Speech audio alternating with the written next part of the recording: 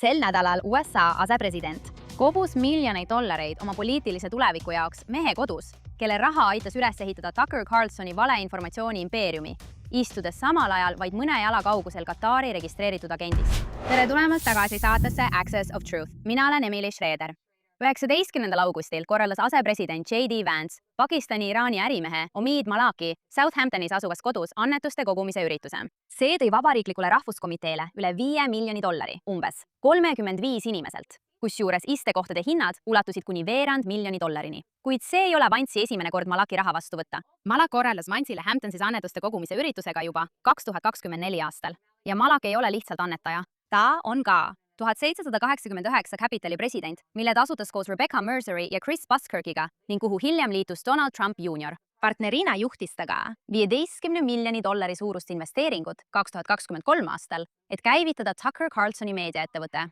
Mitte kaua pärast seda investeeringut juhtus Tucker Carlsoni saatega järgnev. Justiitsministeeriumile esitatud FARA andmetes selgub, et ettevõtte nimega Luminate Advisors sai Katari saatkonnad Washingtonis $180 000 kuus, et korraldada Katarile meedias esinemisi. 2025 aasta märtsis korraldas Luminate sõbraliku kohtumise Carlsoni ja Katari peaministri vahel. Avalduses kirjeldati eesmärki kui peaministri kaitsmist kriitika eest, mis oli seotud tema sooviga lõpetada sõda Islamivabariigiga. Intervjuu kogus mõne tunniga 6 miljonit vaatamist.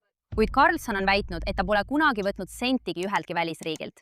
Samal ajal, kui ta kinnisideeliselt sajatab Iisraeli ja juute ning levitab moslemi vennaskonda toetavaid vandenõuteooriaid ja fanatismi. Tegelikult tõstab ta esile mõningaid maailma kõige hullematest diktatuuridest. Loomulikult teeseldes samal ajal, et on Ameerika huvide ees seisja. On tõsi, et FARA dokumendid ei ütle, et Carlsonile oleks otse makstud. Seel on kirjas, et registreeritud Katari agent maksis kuus 6-kohalise summa, et panna Katari peaminister Carlsoni vaatajaskonna ette Katari tingimustel, kaitstes Katari seisukohta Iraani suhtes. See ongi see, mis juhtus, sest see on ju palju parem, tead küll. Igatahes, pärast seda investeeringut on Carlsoni platvorm järjepidevalt olnud vastu sellele, et Iraani islamirežiimi vastutusele võetaks, ükskõik mille eest, ja on muutunud Iisraeli suhtes väga vaenulikuks. Ta on samuti andnud Katarile, moslemi vennaskonnale ja isegi poliitilisele islamile tervikuna kaastundliku kõlapinna, mida see ausalt öeldes ei vääri. Nüüd vaata, kes veel on selle sama võrgustikuga seotud, olles Katari raha saanud. Garrett Venturi, kes osales samuti 19. augusti J.D. Vance'i toetuskogumisel ja on olnud ka Maliku endine äripartner. Venturi juhib ettevõtet nimega GRV Strategies ja FARA andmetel maksab Patar talle meedias kajastamise eest $80 000 kuus. Nüüd näitavad need dokumendid, et GRV pakub lugusid konservatiivsetele väljaannetele ning vähemalt 2 dokumenteeritud juhul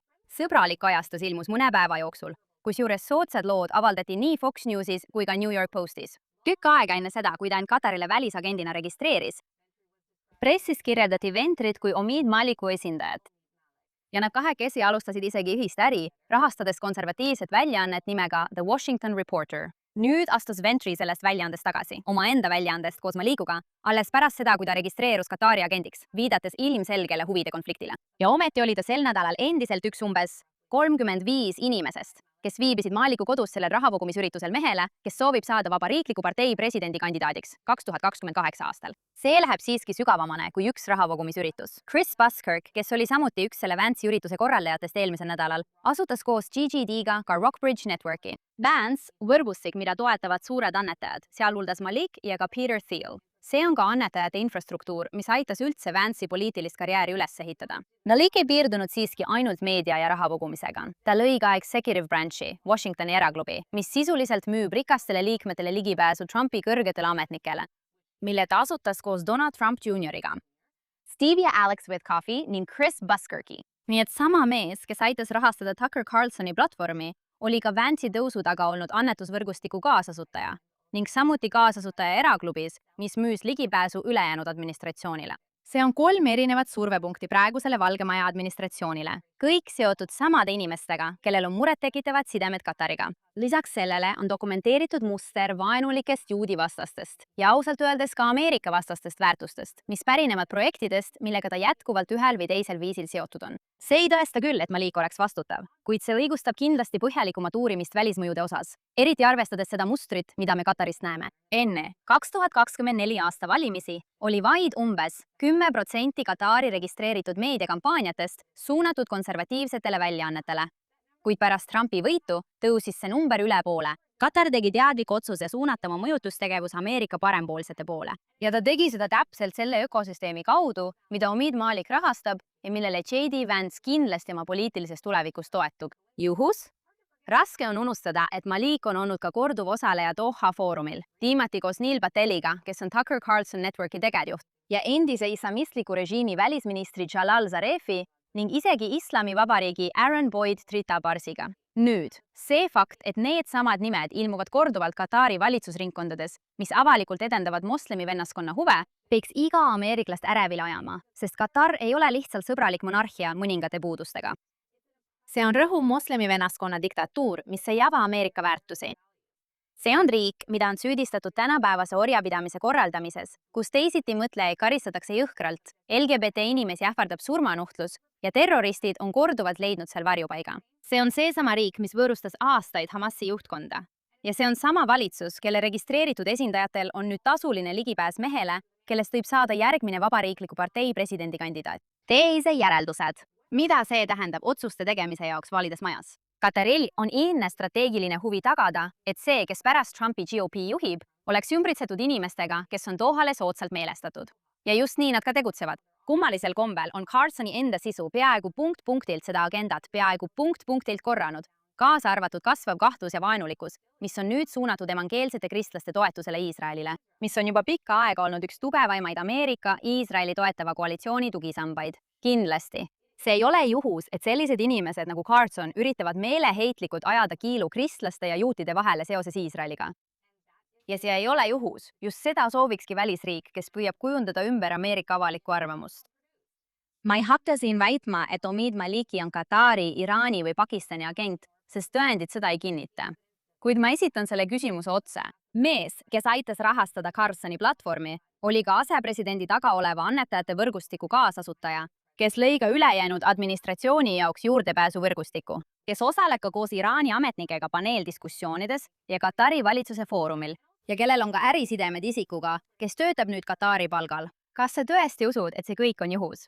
Lähtuvalt sellest, mida me just rääkisime, kas pole tõsist põhjust muretseda, et me näeme osa suuremast Katari kampaaniast, mille eesmärk on õõnestada Ameerika välispoliitikat seestpoolt koalitsiooni kaudu, mis peaks tegelikult Ameerika huve esikohale seadma. Isiklikult on mul tõsised kahtlused selle suhtes, kes istub kõige kõrgemal või õigemini selle Valge Maja teisel kõrgemal tasemel ja kelle huve nad tegelikult teenivad. Kui ametis oleva asepresidendi lähimad inimesed on samad, kes saavad raha valitsuselt, mis rahastab Hamasi, siis ameeriklased väärivad selgitust, mitte annetuste kogumist. Katari raha on nüüd kõikjal Washingtonis, see on kõikjal meedias ja mõttekodades, see on kõikjal ülikoolides. Ja nüüd istub see rahamehe elutoas, kes rahastab asepresidendi tulevikku. See peab lõppema. Ja algab sellest, et ameeriklased nõuavad teada, kes täpselt on ruumis, kui nende juhte rahastatakse, ja täpselt kelle raha neid sinna viis. Kuid Katar ei ole ainus piirkondlik tegija, kes ostab end Washingtoni soosingusse, samal ajal Ameerika huvide vastu töötades. On veel üks NATO liitlane, kes teeb sama asja avalikult. Ja selle president andis just välja vahistamismääruse Iisraeli peaministri vastu. Räägime Türgist. Sel nädalal palus NATO riigi Türgi president Interpolil vahistada Iisraeli peaminister genotsiidi eest, samal ajal kui tema enda riik ei ole siiani võtnud vastutust armeenlaste genotsiidi eest. Ja lisaks sellele võõrustab ta selle sama terrorirühmituse juhtkonda, mis üritas 7. oktoobril juutide vastu genotsiidi toime panna. Samal ajal on Ameerika suursaadik Ankaras, Tom Barrack, veetnud viimase nädala avalikult tema poolel olles. Reede teatas Türgi justiitsminister, et Ankara palub Interpolil välja anda punase teate Benjamin Netanyahu vahistamiseks, tuginedes vahistamismäärustele, mille Türgi on juba väljastanud. 37 Iisraeli ametniku vastu genotsiidi eest Gaza-sõja tõttu. Muidugi pole sellel kõigel Türgiga midagi pistmist, kuid see pole takistanud Erdogani üritamast oma islamistliku kalifaadi fantaasiat edasi viia.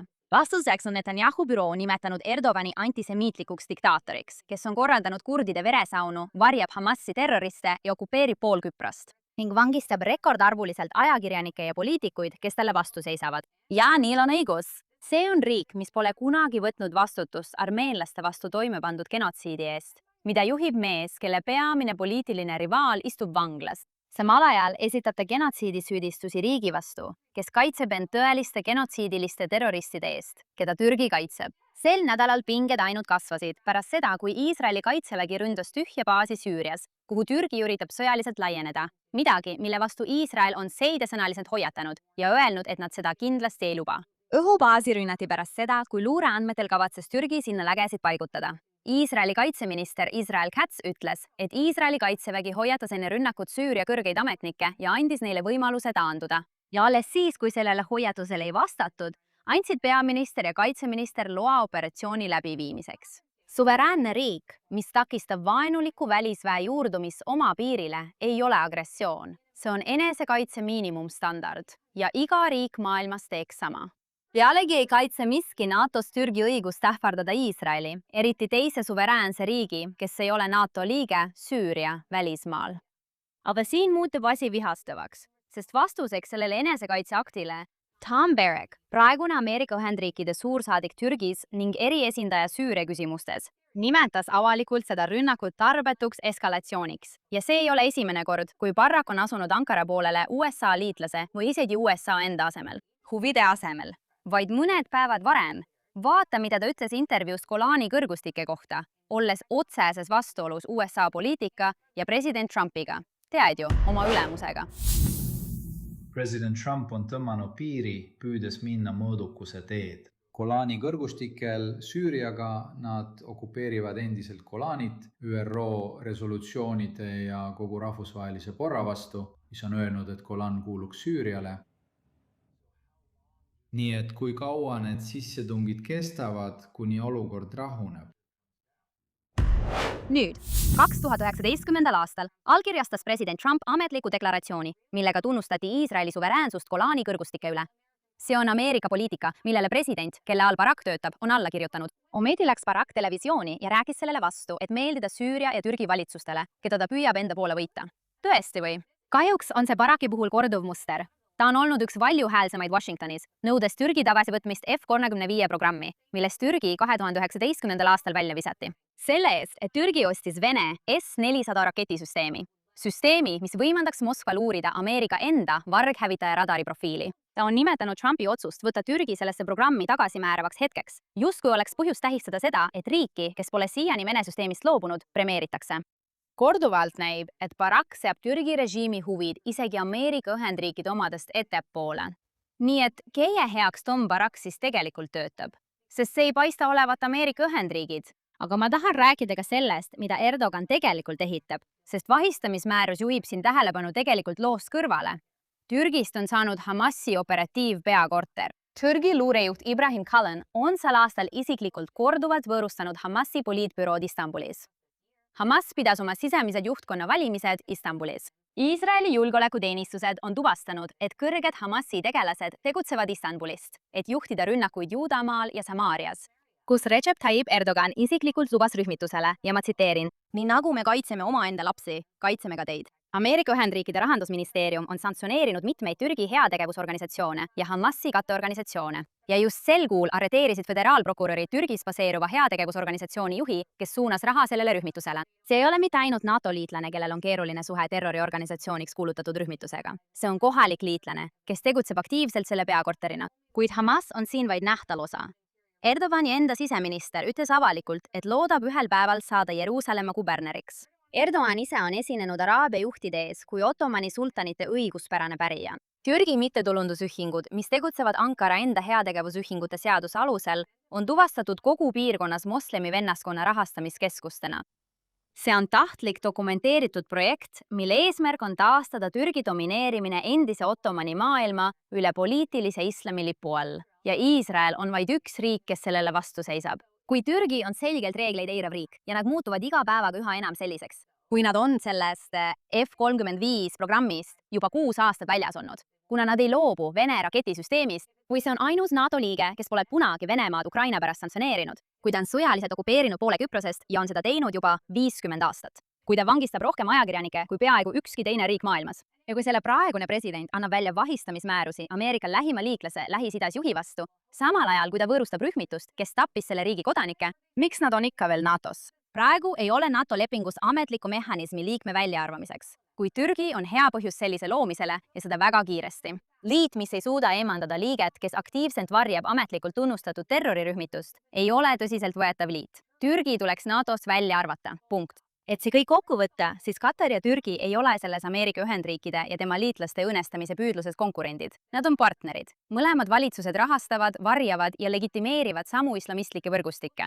Mõlemad on püüdnud mõjutada samu Ameerika ametnikke ja meediategelasi ning mõlemad on saavutanud tulemusi. Kui sa vaatad seda valget maja ja näed asepresidendi väga kahtlast annetajate võrgustikku ning suursaadikud Ankaras, kes seab Türgi huvid Ameerika omadest ettepoole, siis ei ole tegemist kahe eraldiseisva looga. Sa vaatad koordineeritud kampaaniat, mille eesmärk on Ameerika Ühendriike demoraliseerida ja samal ajal süü teistele veeretada. Nüüd on aeg rääkida heast, halvast ja koledast.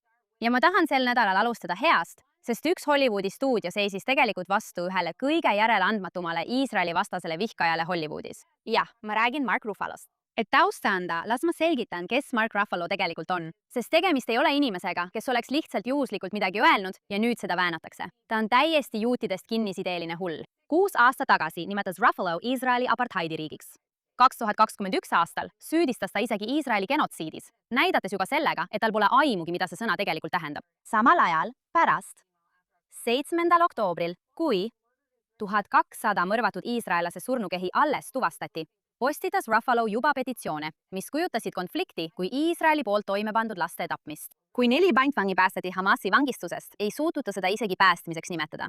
Ta nimetas seda vabastamiseks, justkui oleks Hamas teinud neile teene oma südameheadusest. Kui 6 pantvangi, sealhulgas Ameerika kodanik Hersh Goldberg-Polin, leiti oma vangistajate poolt hukatuna, oli tema vastuseks süüdistada Ameerika toetust Iisraelile.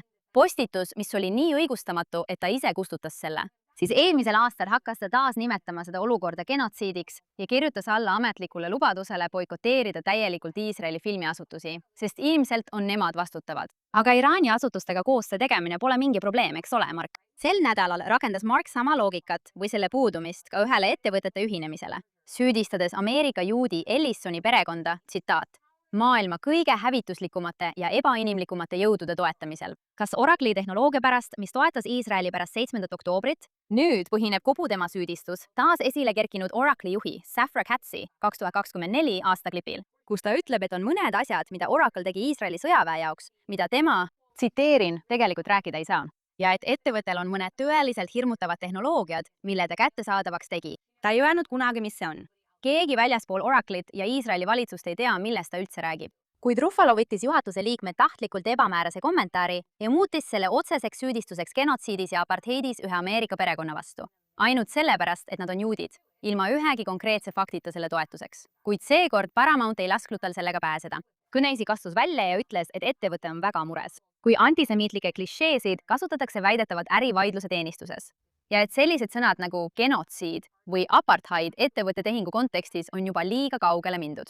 See vähendab nende sõnade tegelikku tähendust ja nende kaudu kirjeldatavat tõelist kannatust. Ja see sobitub ka Paramounti mustriga, lihtsalt vastupidisel moel. Kui peaaegu 4000 Hollywoodi tegelast kirjutasid alla samale boikoti lubadusele, millele pani oma nime ka Ruffalo. Paramount oli esimene suur stuudio, kes selle avalikult tagasi lükkas öeldes, individuaalsete loovisikute vaigistamine nende rahvuse põhjal ei edenda paremat mõistmist ega vii rahu eesmärgi saavutamisele lähemale. See ei peaks olema nii haruldane, et ettevõte nimetab antisemitismi selle õigeks nimeks, selle asemel, et lasta kuulsusel seda justkui ärivaidluse ettekäändel puhtaks pesta. Aga arvestades kõike muud, millest me täna rääkinud oleme, arvan ma, et tasub esile tõsta, kui keegi teeb midagi õigesti. Ja Paramount tegi seda seekord kindlasti. Ja nüüd halb lugu, mis juhtus otse New Yorgis. Sel nädalal arreteeris FBI 35-aastase Jessica Bowie Albanist, kes kavandas New Yorgi osariigi Kapitooliumi õhkimist ajal, mil seadusandjad olid sees. Nüüd Bowie pöördus islaami usku 5 aastat tagasi. Ta võttis endale nimeks Aisha Saif ja radikaliseerus internetis, andes ISISile truudusvande mitme helisalvestise kaudu nii inglise kui araabia keeles.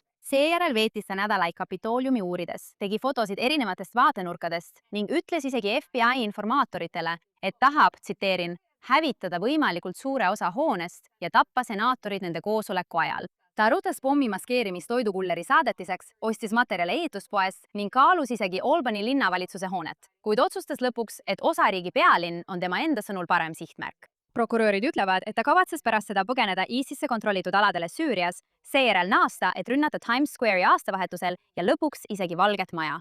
Ta arreteeriti kohe, kui ta võttis enda valdusesse selle, mida ta pidas päris lõhkekehaks ning nüüd ähvardab teda kuni 20 aastat vangistust.